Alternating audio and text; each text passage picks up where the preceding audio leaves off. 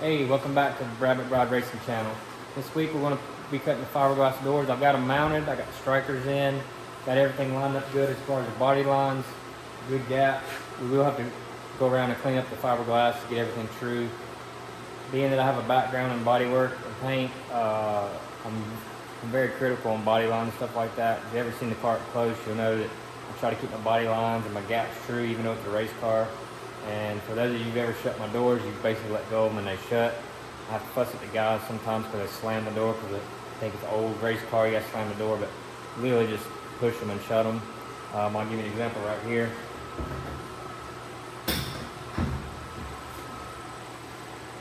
So that's it. And it's still a little rough because all the door isn't true. But anyway, I've cut the door and I'm going to show you how to do this. I actually use super glue because I want something that dries fast while I'm trying to hold it in the position I want it. So I've super glued all these joints. Now we won't leave it like that. If you look right here, I've got foam where I filled it in for my radius for my window. And then I filled a gap here. I'll go back and grind all this down, grind the areas here around it enough that we can put some fiberglass and reinforce it. I use the glue and the foam because it's lightweight, but also it's going to give a little bit of strength when the fiberglass is over it. Plus it's giving me that contour I want, so I want to do a lot of body work when I'm done, which again decreases the amount of weight you have to use. So less body work, less fiberglass equals less weight. These doors are a little bit lighter than the steel doors, of course, so that's why we went that way. The other reason was the metal door, stock door that I had a lot of rust in the bottom, and I just didn't want to do a lot of metal fabrication on rust. And since I got to find these doors, we decided to put them on. We added a little weight up in the front with all the new frame structure, so we're going to take it back off with the doors, and that's the balance we need anyway, so it should offset each other. So anyway, we're going to get started on this other door. We got to do the passenger door. Oh, check out the motor plate, by the way. The mid plate turned out real good. Got it bolted in. I got my sliders in for the transmission, so you simply unbolt the transmission, slide it back. You can make a torque converter change, or if you wanted to change the engine, leave the transmission, that allows for that. I had that in the old car, but we just upgraded a little bit and made it a little bit better. Anyway, you can see right here, you got to put this in and get it structured. I have cut the first piece, got it ready. So it's going to go in here. That way we can keep our gaps and stuff and our body lines true. So we got to cut this front section here and get it cut and get it ready to glue in. And glue all that in. I'll show you how we do that. So let's get started.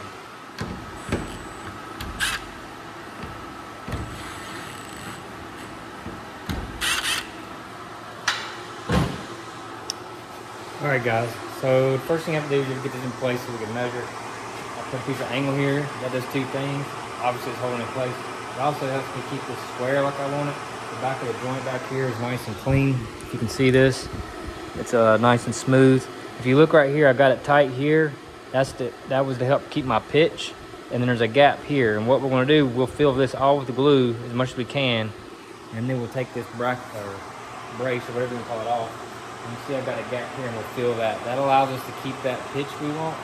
And then we'll fill it up and it leaves me room to fill that with glue. If it's button tight together, you can't get no adhesion with the glue because there's nowhere for it to go. We have to fill that in and make it strong.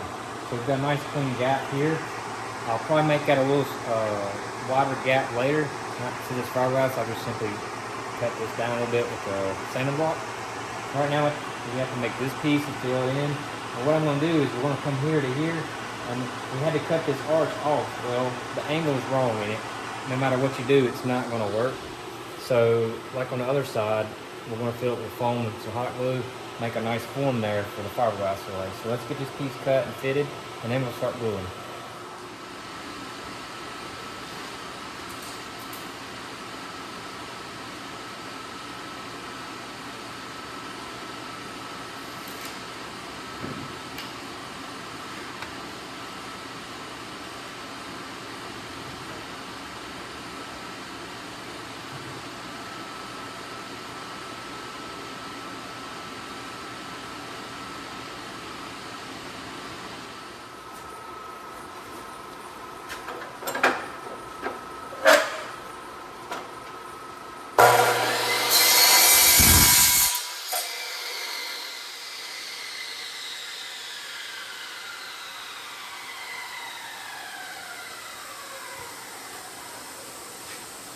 I had to cut me a bevel at an angle so I can lay this in. That's where it's hidden, so now we'll see if I fit it.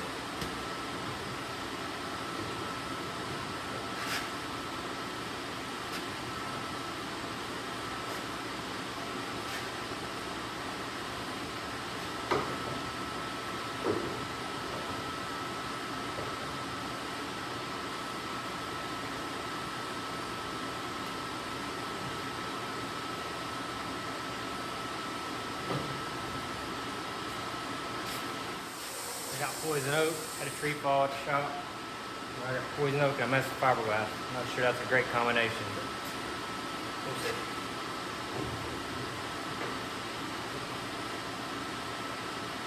Alright, so that's pretty close. I'll trim it just a little bit. That way I can get my gap right here. It doesn't need much because I'm already here. I'm going to cut this angle here to get it to be right. So I may just go with what we have. It looks good.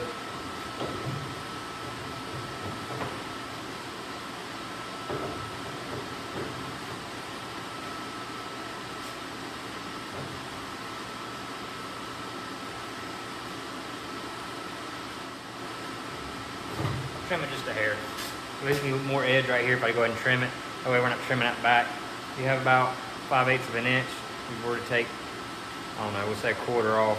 I like to have a little more meat than that. Plus that's where it's laminated, so we want to make sure that's good.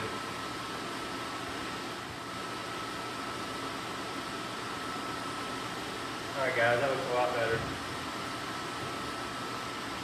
So if you see here, we have a nice gap on the drip rail.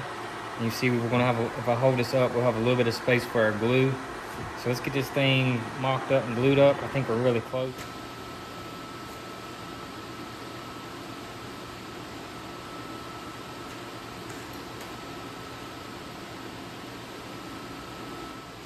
So we're simply using just a small kids craft glue gun, and then some cheap glue from Dollar General or wherever you want to get at Walmart. This is Westcott. That way it dries up and you're not having to sit there and hold it forever. Right now, of course, this piece of angle's holding it. So we've got that situated.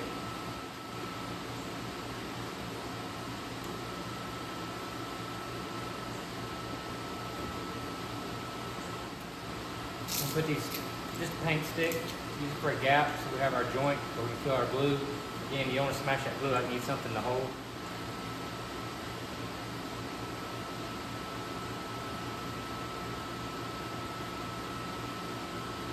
So that's a little bit of a bind, so that helps everything to join together. Get your angle and your arches right. You see here we're off a little bit. Push that in, get it flush. The closer you can get it before the fiberglass, the better off it's going to be when you do fiberglass. A lot less work.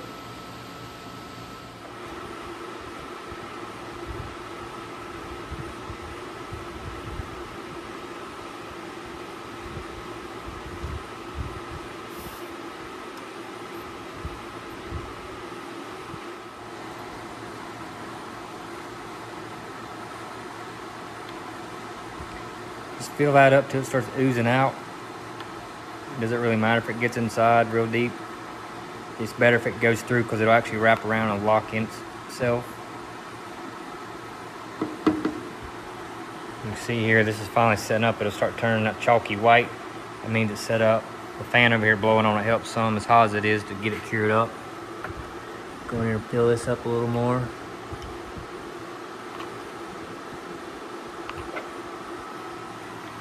Set up. The glue's turning that chalky white, just like it did in the pack. Chalky white look. You can see here we've got a chalky white.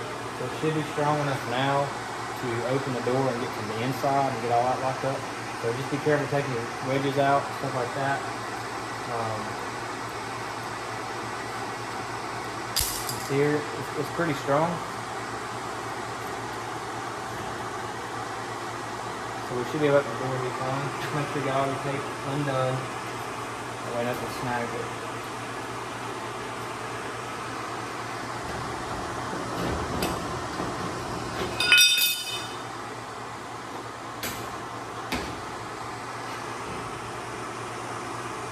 So even though we've only got a little bit of glue on it, it's pretty strong. You gotta go ahead and open up. You're gonna fill in these gaps here, and then go around the perimeter of the door on the inside as well. Once you get that, it's locked up, and then we'll move on to getting this corner finished out and formed out for the fiberglass.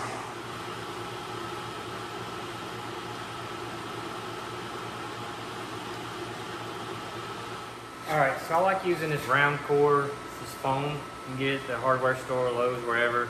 It's usually around this windowsill area. It's just a foam for insulating a gap or something like that. But I like using, I'll use it around edges, or if I need to build up like a fender well or something like that. It's good for that. You can also put it as ribs underneath something to make it structurally stronger. It's like putting a bead roll in metal, but using it for this, and you can lay your fiberglass over it. So I'm gonna cut little pieces of this. I'm gonna foam up this corner right here. That way, when we lay that fiberglass, it's a lot less work, lays down easy, we can move forward. So let's get these cut, and get these into place.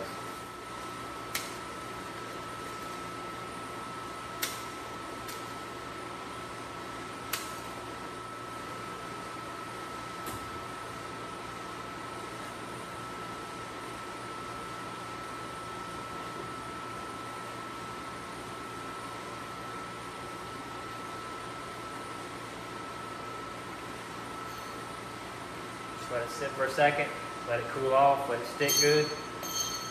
That's why I like the hot glue versus saying using a regular glue or a two-part. The super glue dries a lot quicker, and then you can move on without having to actually have forms of that stuff set up. So basically while I'm having this conversation with you right now, it's almost set up, and I can move on to the next piece.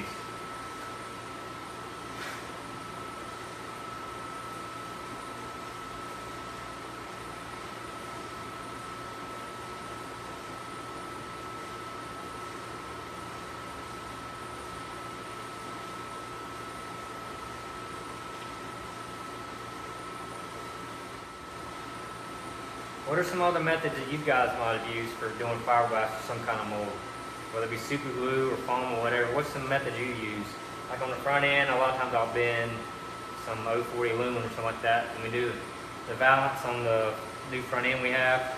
I'll do that, form that out, and then just lay the fiberglass to it.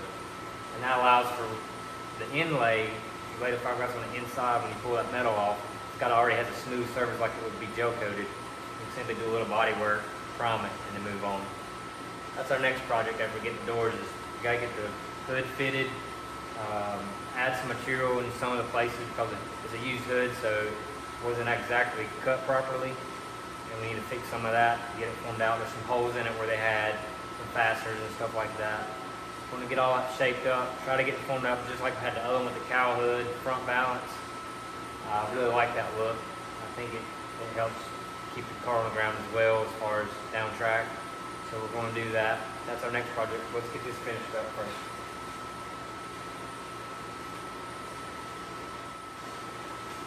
Here's a question I haven't really put out there. I've been thinking about putting it on social media, and that is, do we go back to patina, the original style, or would we paint it up nice again like we did the last time?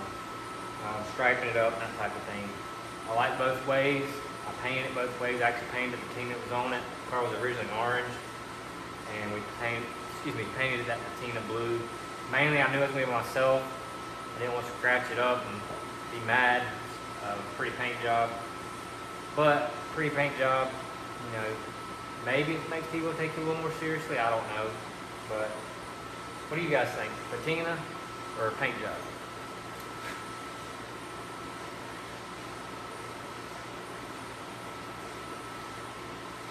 Alright, so now we got this foam in here. We've got it glued in. I'll go back in a little bit more. We got to trim this down and make it look good. And that's pretty simple. We're just going to take some Roll-Lock die grinder. We're going to clean it up, dress it up, and I'll let you see what it looks like.